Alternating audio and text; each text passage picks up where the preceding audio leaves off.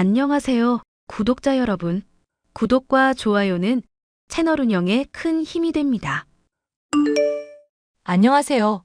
저는 30대 여자로 얼마 전 아주 기가 막힌 일이 있었습니다. 얘기를 들은 지인들은 무슨 막장 드라마에서나 나올 법한 일이라며 기겁을 하는 사건이었는데요. 남편과 사별하게 된 바람에 남이 됐던 시어머니가 다시 시어머니가 되고 그 이후로 지금까지도 인연을 이어가게 된 사연에 대해서 말을 해보려 합니다. 예, 아가, 조만간 네 시아버지가 또 고약한 소리 할 것 같거든. 설마 합가하자는 얘기요? 아님 손주 빨리 보라는 얘기요? 민우 애비 유별난 거 알잖니? 하나 들어주면 계속 요구하는 거. 나는 너랑 민우 행복하면 됐고, 괜히 즐기는 신혼생활 방해하고 싶지 않다. 그런데 이 양반 고집이 너무 세서 나도 술을 좀 써야겠구나.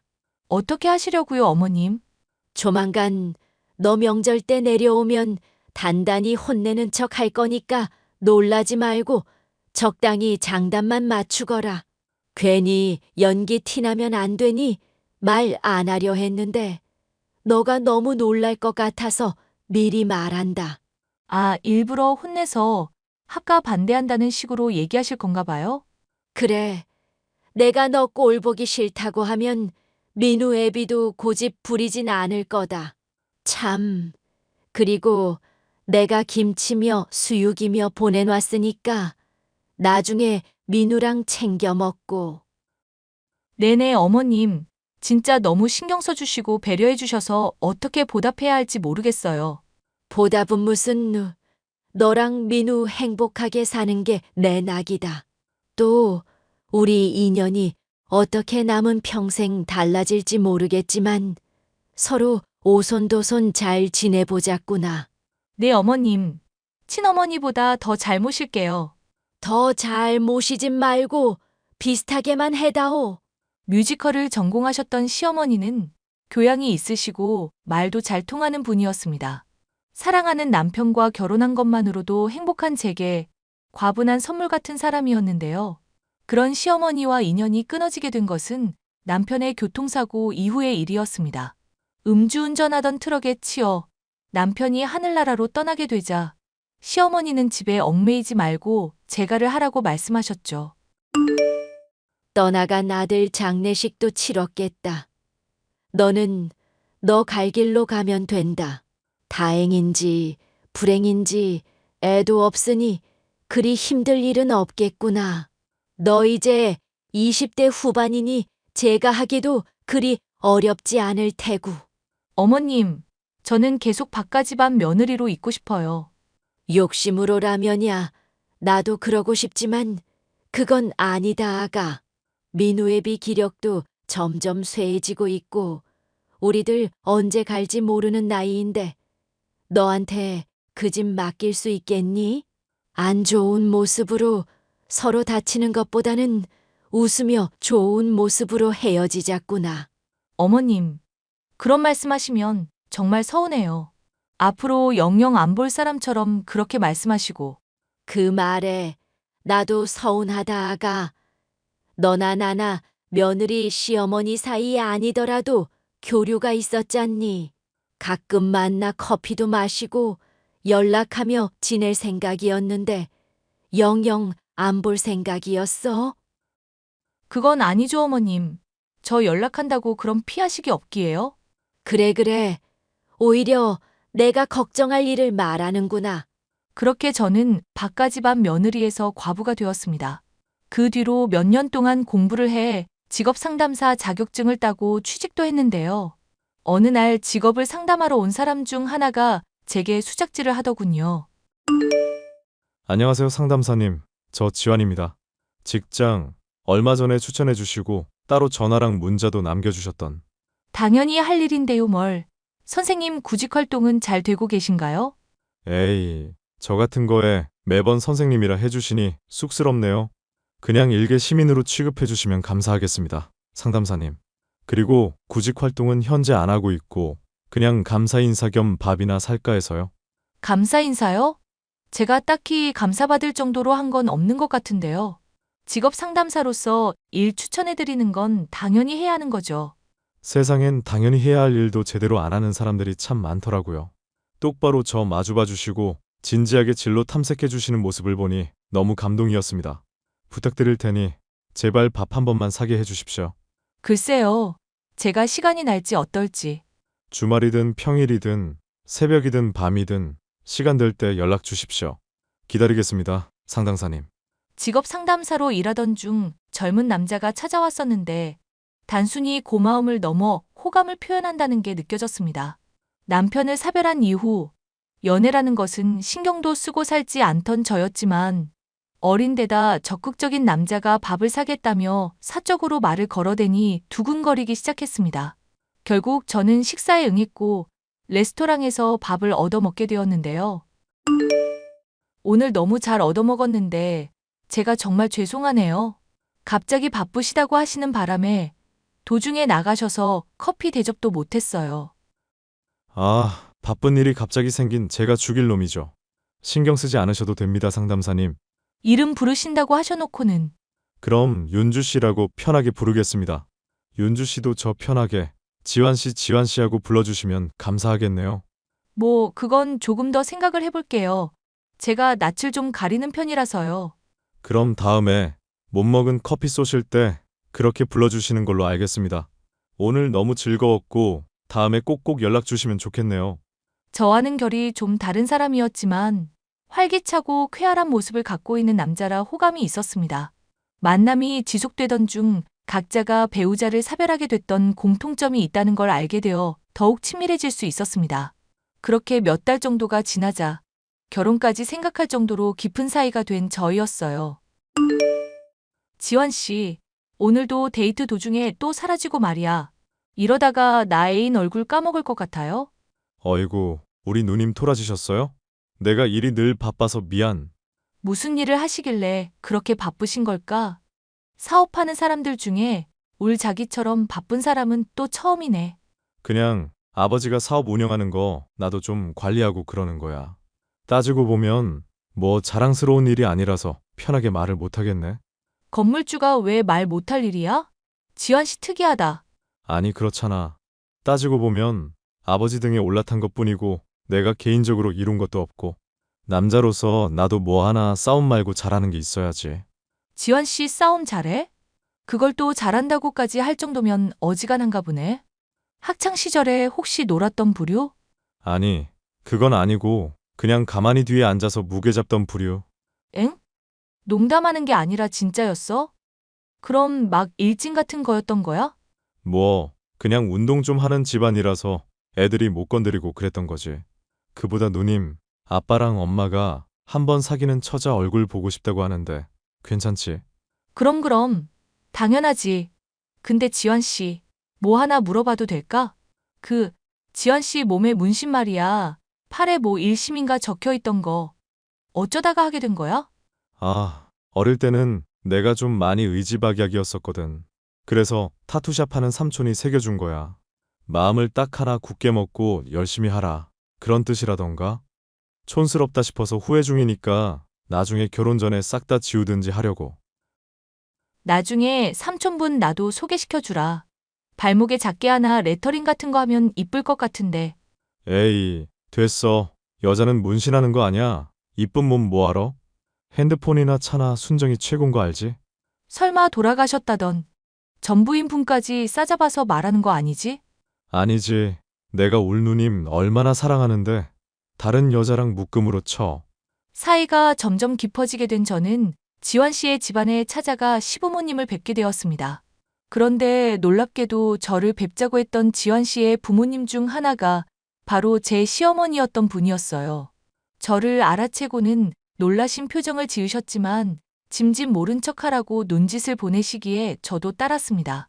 서로를 모른 척해야 하는 이유를 모른 채 시간이 흘렀고 집에 돌아갈 때쯤 시어머니였던 분에게서 연락이 왔습니다.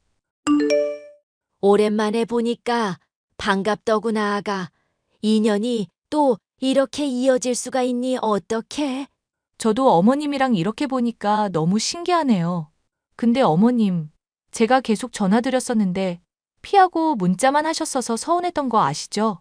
알지, 아는데 또 괜히 친해졌다가 각자 사정 때문에 멀어지는 게 마음 아파 그랬다. 그런데 지환이랑은 어떻게 알게 된 사이니? 직업 상담사 일하고 있거든요, 제가. 그런데 직업 구하겠다면서 찾아와서 자연히 알게 됐어요. 어머님은 그간 어떻게 지내셨어요? 그냥 편하게 물어도 된다.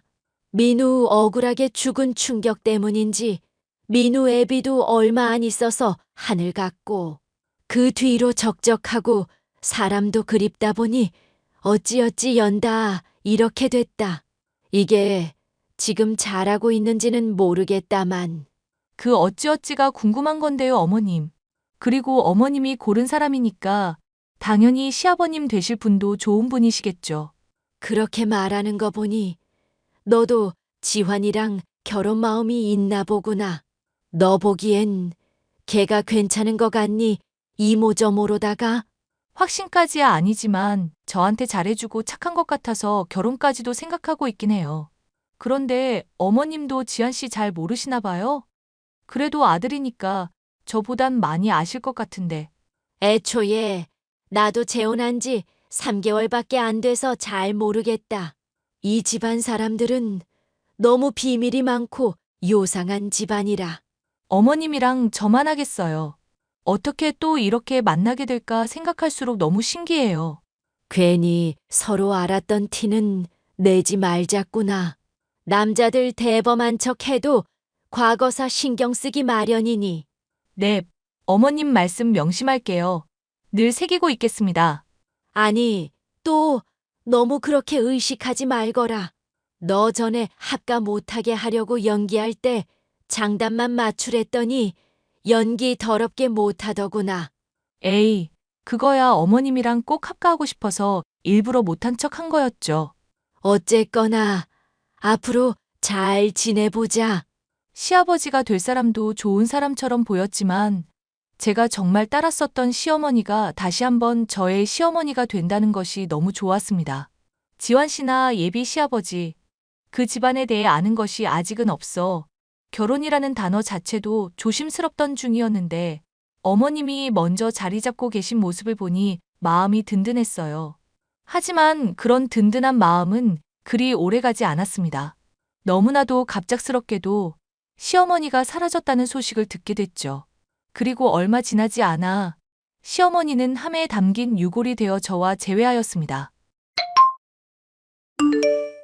미안. 자꾸 결혼식 미루기 싫은데 사건이 이래저래 연달아 터지니까 정신이 없네. 친구라는 사람이 대뜸 유골함 전해주면서 실종된 사람이 죽었다고 하니 이게 뭐 현실감도 없고. 나도 그래. 우리 어머님이 어쩌다가 그런 선택하신 건지 모르겠어. 절대 그러실 분이 아닌데. 그러실 분 아닌 건 어떻게 알아? 되게 잘 아는 것처럼 말한다. 처음 봤을 때부터 심지가 굳은 분 같더라고. 그냥 그렇게 생각이 자꾸 들어서. 뭐 나야 잘 모르긴 하지만 아빠한테 상처 안 주려고 그랬던 것 같긴 하네. 불치병인데 괜히 자기 짐 되기 싫어서 떠났다는 것부터 아주 이해가 안 가는 것도 아니고. 이래서 나이 들면 죽어야 한다는 말이 있나 봐. 그게 이 경우에 맞는 말인지는 모르겠는데 지환 씨는 나이 많은 거 싫어하면서 난 왜 좋아해? 누님은 주름 하나도 없잖아. 관리도 잘하고. 나 품어줄 수 있을 정도로 성숙미도 있는데 얼굴은 동안이니까 아주 굳굿이지. 나도 화장해서 그렇지. 쌩얼은 그냥 제 나이로 보이는데? 그럼 실망하겠네? 에이, 그걸로 뭐 또 실망까지 하겠어. 그냥 내가 싫어하는 것만 안 하면 누님은 다 좋아. 예를 들면? 내가 뭐 해야 싫어할 건데? 그거 말하면 일부러 장난칠 것 같아서라도 말 안 할래. 어쨌건 누님 나중에 상황 진정되면 그때 다시 결혼식 얘기 좀 천천히 해보도록 하자. 지금 진행하기에는 좀 걸리는 게 있으니까 아무래도. 오케이? 오케이. 근데 나도 하나 좀 걸리는 거 있는데 말해도 되나? 그 장례식장에서 양복 입은 남자분들이 지환 씨 보고 형님 하면서 인사하던데 그거 왜 그런 거야? 아, 그거 또 오해하고 있었구나. 으이그, 나 운동 좀 하는 집안이라고 했잖아. 원래 예체능은 상하 서열이 있어서 행림행림하면서 지내고 그래. 어딘지 석연찮은 대답이었지만 시어머니가 돌아가셨다는 생각에 충격받아 있던 저는 그리 깊게 따지지 않고 납득을 하고 말았는데요. 얼마 지나지 않아 결혼에 대해 슬슬 얘기가 지환 씨의 입에서 나올 무렵이었죠. 다시금 지환 씨의 아버지를 찾아뵙게 됐고 함께 식사를 하고 있던 저는 상상도 할 수 없는 사람으로부터 연락을 받을 수 있었습니다. 얘 나다 시엠이 보이스 피싱 같은 거 아니고 죽은 네 시엠이 맞으니까 절대 차단하지 말거라. 그리고 괜히 주변에 알리거나 티내지 말고 지금부터 하는 말 너만 몰래 꼭 알고 있어야 한다. 어머님, 아니, 어머님이 어떻게 저한테 카톡을 하세요? 분명 어머님 돌아가셨다고 했는데 설마 살아계셨던 거예요? 전 어머님 유골함까지 친구란 사람한테 받아서 정말 돌아가신 줄만 알았어요. 일단 진정하고 내 얘기부터 듣거라. 너 지금 살고 싶으면 당장 지환 이 집에서 탈출부터 해야 한다. 당장. 네? 어머님, 그게 갑자기 무슨 말씀이세요? 갑자기 탈출이라뇨? 무슨 말씀을 하시는지 하나도 모르겠어요. 왜 갑자기 말도 없이 사라지시고 불치병이니 유골함이니 이렇게까지 일을 만드신 건지도 모르겠고요. 그 집안 순조폭 집안이니까 당장 벗어나야 한다. 내가 안 그래도 전 부인들 어떻게 사라졌고 죽었는지 흥신소 이용해서 알아보고 하는 말이다. 저로선 낯빛이 절로 창백해질 수밖에 없을 정도로 충격적인 어머님의 말들이 이어졌습니다. 예비 시아버지도 지환 씨도 유명한 조폭이며 성격 개차반인 부자로 전 부인이었던 사람들은 하나같이 폭행을 당하거나 의문사로 죽음을 맞이했다더군요. 정말 믿기지 않는 얘기였지만 시어머니가 흥신소 직원을 통해 알게 된 자료를 보내주셨던 데다 그런 말을 하시는 분이 시어머니이기 때문에 믿을 수밖에 없었습니다. 걔 중엔 조폭인 거 알아차리고 헤어지겠다고 얘기 꺼냈다가 안면한 몰된 여자도 있었다더구나. 이건 정말 아니다 싶어서 고민하다가 그냥 스스로 죽은 척 하기로 마음 먹은 거다. 뭘 그렇게까지 해야 하나 싶겠지만 세상에는 무서운 인간들이 정말 많단다. 아가야. 어머님이 하시는 말씀 어떤 뜻인지 잘 이해했어요. 그러면 저도 지환 씨한테 그런 말 했다가는 위험한 거 아닐까요? 하긴 걔 그나마 애비랑 달리 유순한 편이긴 해도 감옥도 몇 번 갔다 온 적이 있다고 하니까. 그럼 정말 큰일 났는데요, 어머님. 제가 헤어지자고 하면 분명히 이유 따지고 들 거고 저 거짓말은 잘 못하는 편이라서요.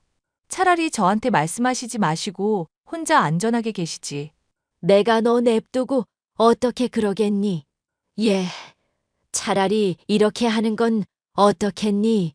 그간 내가 그래도 그 집안에서 지낸 세월이 있으니 알게 된 것들인데 써먹어 보렴.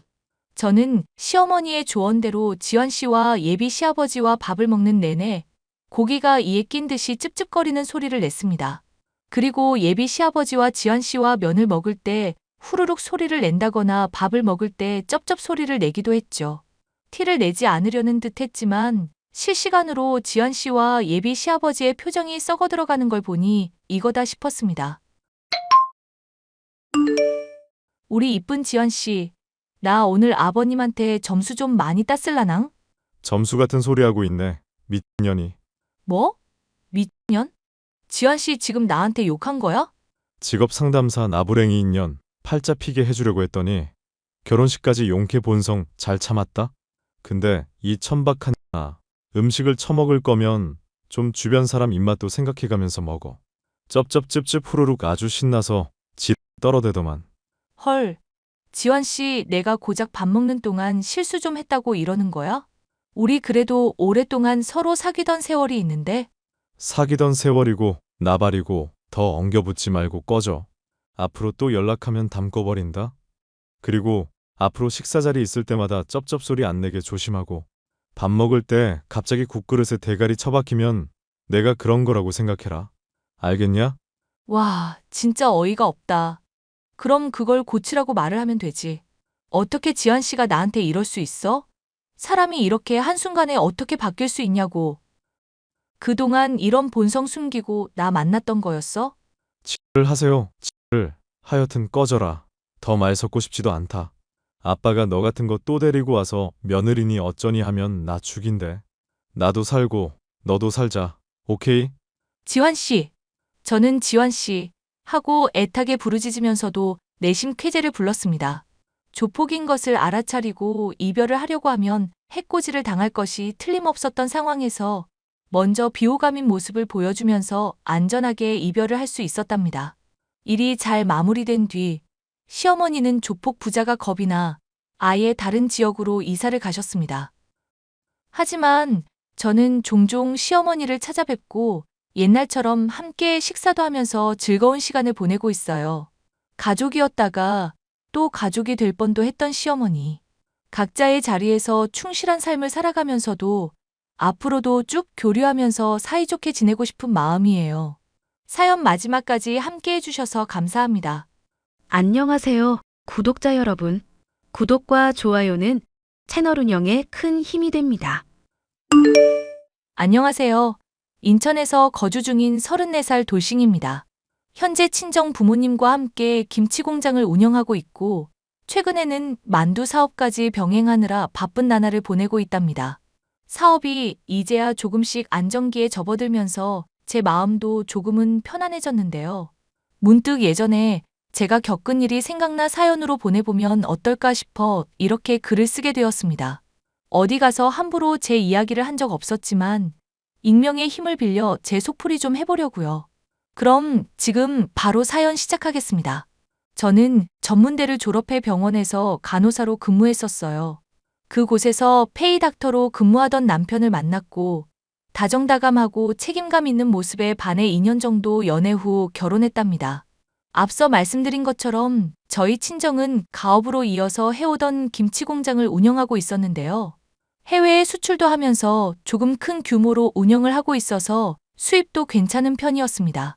덕분에 부족한 것 없이 하고 싶은 거, 남들 하는 거 다 해보며 여유로운 유년 시절을 보낼 수 있었죠.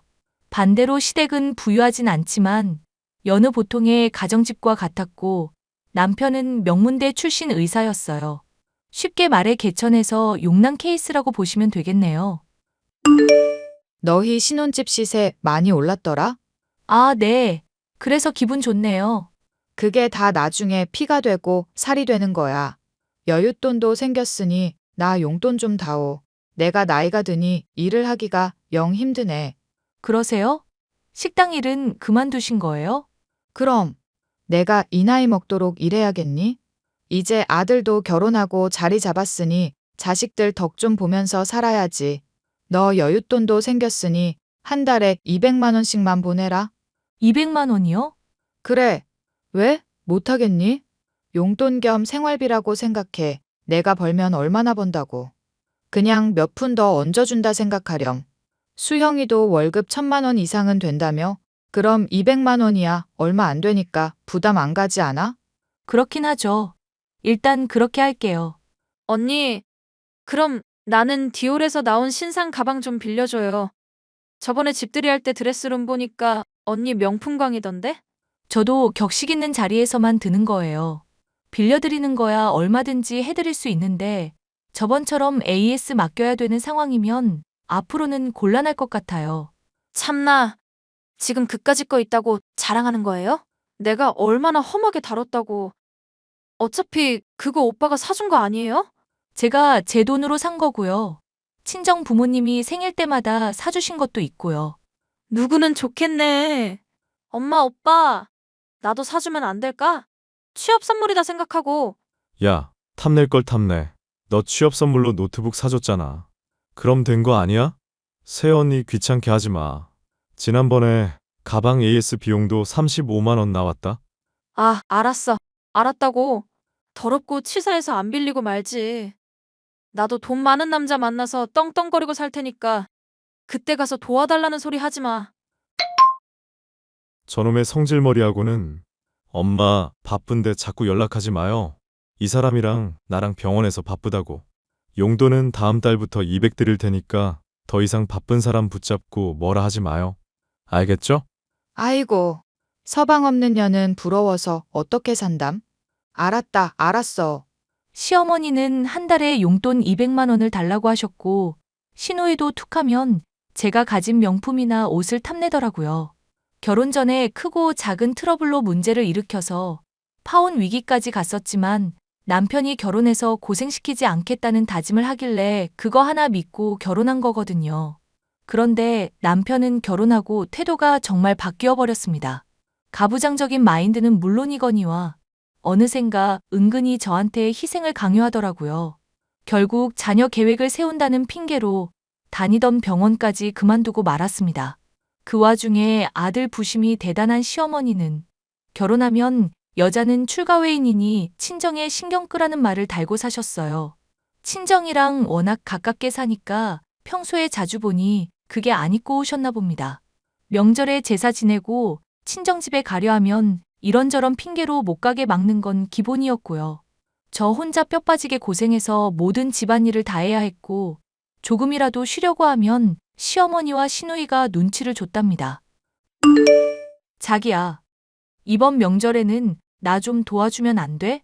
어머니가 벌써 장보기 목록도 보내시고 꼼짝없이 혼자 해야 하는데. 원래 시집 오면 다 할 줄 알아야 하는 거야. 로마에 가면 로마법을 따르라 하잖아? 그러니까 당신도 독하게 마음 먹고 배운다는 자세로 임하라고. 아니, 왜 내가 다 해야 하는데? 제대로 가르쳐 주시는 것도 아니고 또 음식 맛이 어쩌고 저쩌고 평가질 하실 거잖아? 내가 그냥 노니? 나도 비즈니스 하는 사람이야. 김 원장님이 골프 치자는데 뭐 어쩌겠어? 나도 출세 좀 해야지. 그냥 좀 도와달라는데 말이라도 알았다 하면 어디가 덧나? 이번에 친정은 또 안 갈 거지? 대놓고 골프 모임 한다는 거 보니 딱 사이즈 나오네. 집도 가까운데 평소에 다녀오면 되잖아.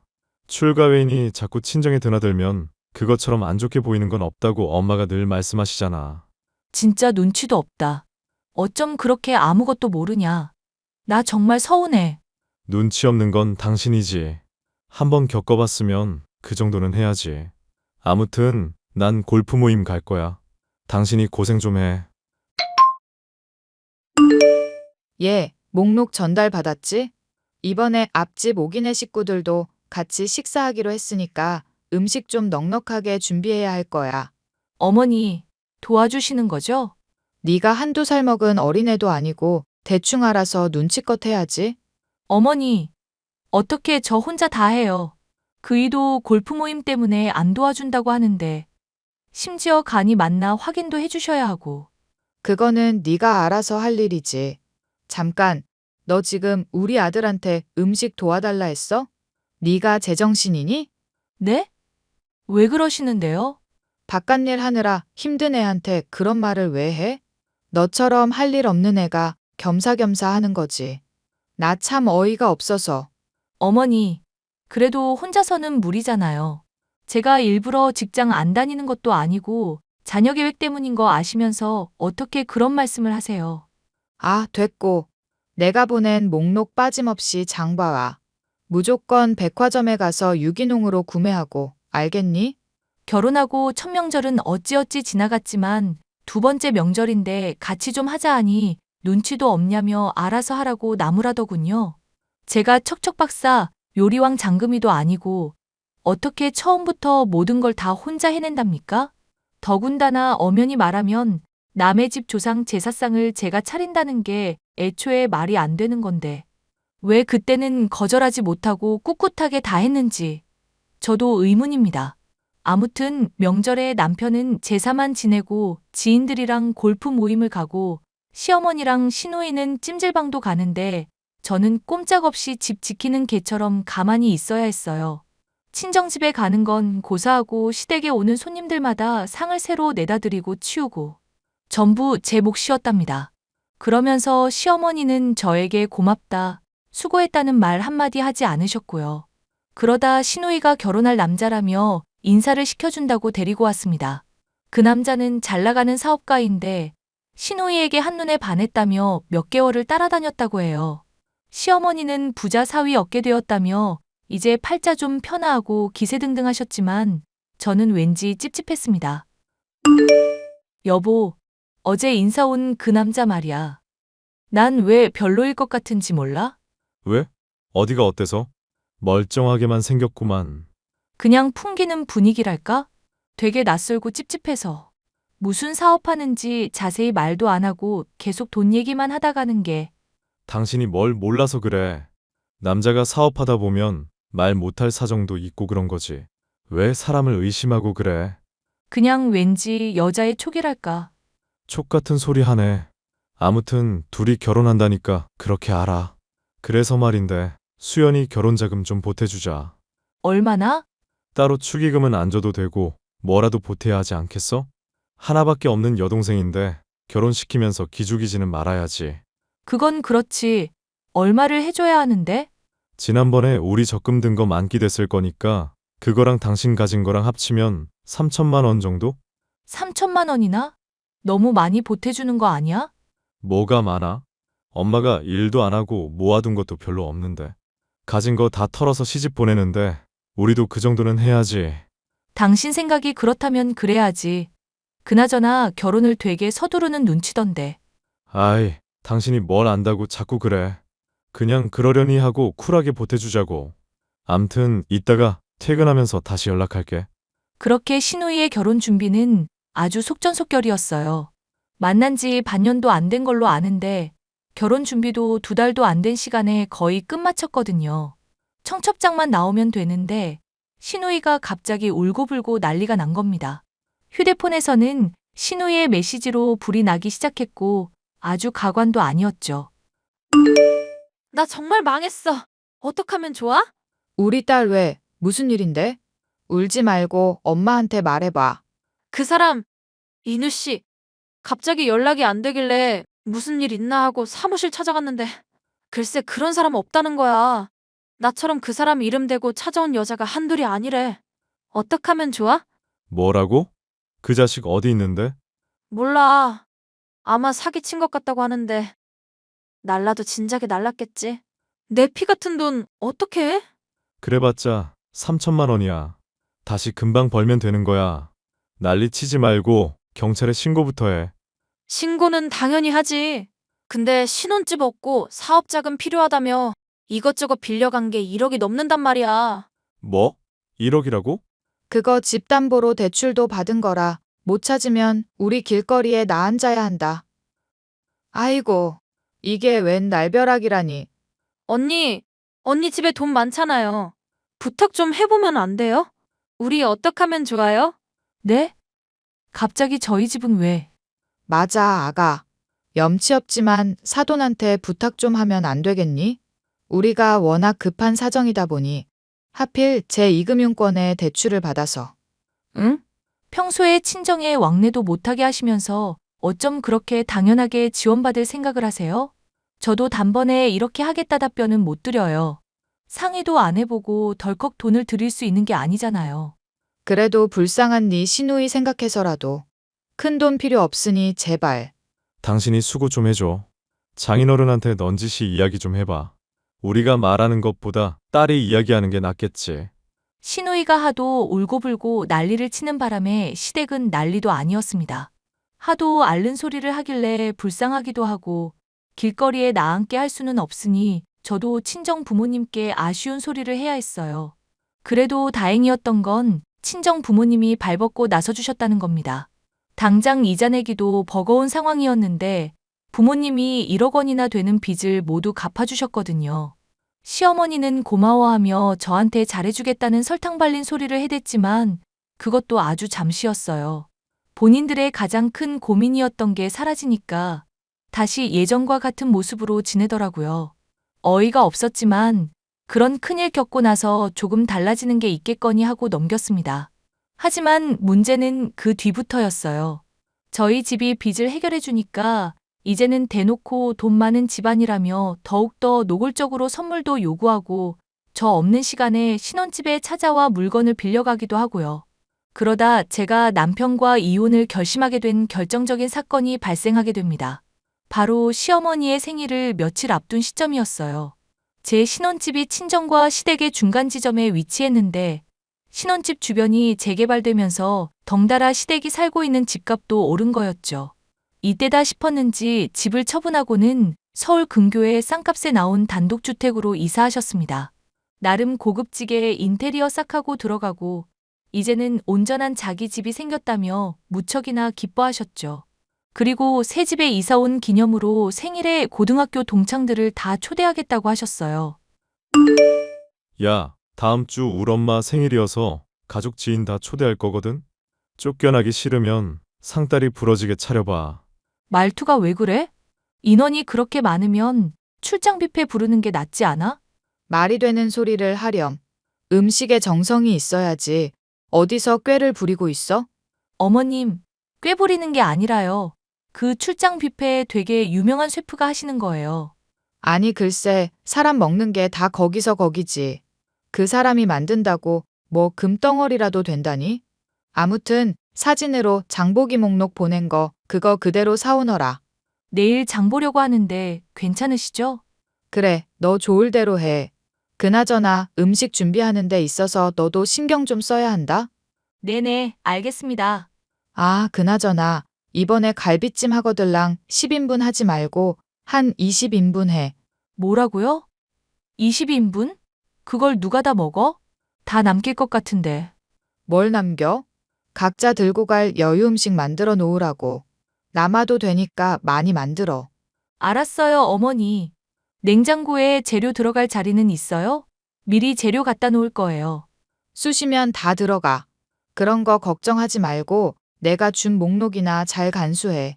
저는 체념하고 1년에 한 번 있는 생일까지 건 못 해주겠냐고 이왕 하는 거 제대로 해보려고 마트에 가서 장을 보게 되었습니다. 그런데 갑자기 친정 부모님이 연락하셨는데 급전이 필요하다며 저에게 5천만 원 정도를 부탁하시더라고요. 신우이 결혼하면서 결혼자금 보태준답시고 도와준 것 때문에 저는 돈이 모자란 상황이었고요. 부모님이 이유는 말씀을 잘 안 해주셨는데 상당히 급해 보였습니다. 남편과 시어머니에게 어렵사리 도움을 요청했지만 매몰차게 거절당했어요. 이사하면서 가진 돈 다 써버렸다며 사람이 무안할 정도로 거절하는데 아무런 도움이 되지 못하는 제가 한심스럽기까지 했습니다. 그러다 갑자기 상황 해결이 되었는데 친정 아버지가 아무래도 낌새가 이상하다며 경찰에 조사 의뢰하셨어요. 며칠 뒤 시어머니의 생일 당일 아침 친정 아버지로부터 연락을 받았습니다. 범인이 잡혔다는 소리에 아침 일찍 경찰서에 다녀오셨는데 글쎄 거기서 신우이를 봤다는 거지 뭐예요? 저도 깜짝 놀라 하던 일 다 멈추고 경찰서로 달려갔습니다. 지혜야 오고 있니? 사실 너한테 말 못한 게 있단다. 나 지금 거의 다 왔어요. 말 못한 게 뭔데? 사실 사돈 처녀가 범인이야. 혼자서 한 게 아니지만 나도 가서 깜짝 놀랐다. 네? 지금 그게 무슨 소리예요? 아니 글쎄, 누가 우리 김치에서 이물질 나왔다고 신고를 한 거야. 그래서 맘카페며 인터넷이며 난리가 났던 거 알지? 글쎄 그게 사돈처녀가 사람 하나 시켜서 저지른 거란다. 뭐라고?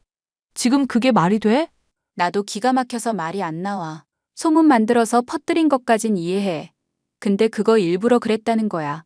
야채값도 많이 오르고 급한 대로 보상금 지급해야 해서 5천만 원 필요했는데 그게 다 사돈처녀가 짜고 친 고스톱이었다고. 아니, 왜 그런 짓을? 사돈처녀 말로는 돈이 필요했나 봐. 예전에 사기 같은 거 당했잖아. 그 이후로 돈이 조금 딸렸나 보더라고. 아무리 그래도 그렇지. 엄마 아빠를 상대로 이런 짓거리를 했다는 거야? 일단 나 앞이니까 기다려. 이거 우리 시어머니랑 남편도 알아? 아직 연락은 안 갔을 거야. 상황 대충 마무리하고 연락하지 싶은데 조사 먼저 끝내야 된다고 하더라고. 어이가 없네. 아무튼 알겠어요. 잠시만 기다려. 친정 아버지의 연락을 받고 경찰서로 달려간 저는 기막힌 광경을 목격하고야 말았습니다. TV에서나 보던 것처럼 죄를 저지른 사람들이 옷 뒤집어 쓰고 고개 푹 숙이고 있다고 하는데 웬 젊은 남녀 한 쌍이 딱 그러고 있더라고요. 한눈에 알아볼 수 있었어요. 바로 시누이였죠. 친정 아버지가 가까이 갈수록 여자가 더 숨으려 하길래 제가 머리채를 잡고 확 젖혀보니 아니나 다를까 시누이였습니다. 저랑 눈이 마주치자 귀신이라도 본 것처럼 화들짝 놀라더니 이내 다시 고개를 푹 숙이더라고요. 알고 보니 저희 친정집이 여유롭다는 걸 알고 편법 써서 피해 보상금 받아내 돈 뜯어낼 생각이었던 겁니다. 이 사실은 아직 시어머니와 남편은 모르던 참이었어요. 저는 아무 말도 하지 않고 있는 시누이를 한참을 쳐다보다 법대로 하라 소리치고는 일단 시댁으로 왔습니다. 그동안 제 물건을 탐내던 것도 모자라 친정에까지 피해를 끼치니 화가 미친 듯이 나더라고요. 음식 준비고 뭐고 물 한 잔 들이켠 채 가만히 앉아 있었어요. 그러다 도저히 화가 가라앉지 않아 어떻게 박살낼까 생각하는데 남편과 시어머니에게 연락이 왔습니다. 음식 준비는 잘 돼가니? 어느 정도 완성했냐? 지금 아무것도 못하고 있어요. 양이 너무 많기도 하고 엄두가 안 나네요. 뭐, 당장 점심에 손님 오는데 너 어떡하려 그래? 그러니까 제가 출장 뷔페 말씀드렸잖아요. 내가 그건 싫다고 했지? 아니, 뭐 하느라 이 시간까지 아무것도 안 해? 게을러 터져가지고는. 부모님이랑 상의할 일이 있어서 이야기 좀 하느라 늦었어요. 지금이라도 늦지 않았는데 출장 뷔페 시킬까요? 당신 내가 그렇게 부탁했는데 정말 너무한 거 아니야? 다른 날도 아니고 우리 엄마 생일인데. 내가 그래서 노력을 안 했니? 잠시 일이 있었다잖아. 선택권도 계속 주고 있는데 아무것도 안 하는 놈이 이래라 저래라 말만 많아? 야, 너 내 아들한테 놈이라고 했어? 내 생일 다 망칠 작정이야? 제가 어머님 인생을 왜 망쳐요? 스스로 망치는 거면 몰라도 왜 제 탓을 하세요? 말 가려서 해. 그래도 시어머니야. 아무튼 오늘 당신이 잘못한 거야. 엄마한테 사과드리고 지금이라도 빨리 준비해. 내가 왜? 다 필요 없고 난 친정에 갈 테니까 그런 줄 알아. 더 이상 이 역겨운 짓도 못 해먹겠다. 뭐가 어쩌고 저째? 역겨워? 너 지금 그 집에서 나가면 나랑 이혼이야. 시어머니 생일상 차려야지. 어딜 가. 너네 엄마 생일상을 내가 왜 차려? 낳아준 놈은 말만 번지르르하게 하는데. 너네 엄마 생일을 기일로 만들어버리기 전에 조용히 짜져 있어라? 평소에 도와주기라도 했으면 말이라도 안 해. 뭐? 기일? 말 다 했냐? 아니, 못했거든? 넌 나 만나면 반 죽을 줄 알아라. 알겠냐? 난 너랑은 더 이상 못 살아. 야.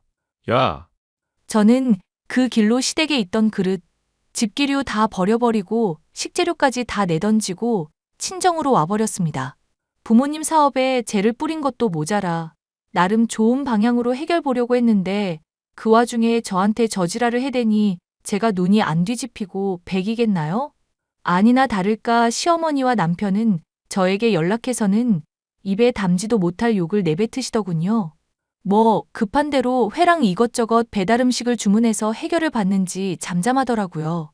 저는 남편이 원만히 이혼해 줄 것 같지 않아 이혼 소송을 준비했습니다. 그랬더니 되려 저에게 며느리 돌이 다 안 했다며 위자료를 달라고 요구했습니다. 하지만 재판은 저에게 유리하게 흘러갔고 결국 제가 승소의 위자료 1억 받아냈어요. 시누이는 사기죄로 2년의 실형을 선고받고 구치소에 수감되었고요. 돈을 빼돌리려 했던 상대가 저희 친정뿐 아니라 여러 군데가 있었나 봅니다. 이혼하고 한 달 정도 있다가 들은 이야기인데요. 남편은 병원에 이미지 실추돼서 권고사직 당했고 업계에 소문이 쫙 나서 이직도 잘 안 되는 모양이더라고요. 그렇게 서로의 인연은 완전히 끝나고 말았죠. 그 뒤로 친정집 사업은 홈쇼핑까지 진출하며 크게 성공했고 저도 본격적으로 일을 배우기 시작했습니다. 친정집이 방송에도 나오고 유명해지니 전 남편이 무슨 정신이 들었는지 살림을 다시 합치자며 개인 병원 차릴 돈 빌려달라고 하길래 엿먹으라 하고 차단해버렸어요. 저는 부모님을 도와 사업을 시작했고 만두 사업까지 성공시키며 돈방석에 앉게 되었답니다. 제2의 인생을 시작한 만큼 후회 없이 살다 가려고요. 그 사람들이야 어찌 지내는지 제 알 바 아니지만 열심히 일을 해가며 그들을 제 기억 속에서 지워버리려고요. 제 사연은 여기까지고 여러분이 응원의 한마디 해주신다면 조금 더 힘내서 열심히 살아보겠습니다. 제 이야기 들어주셔서 감사드려요.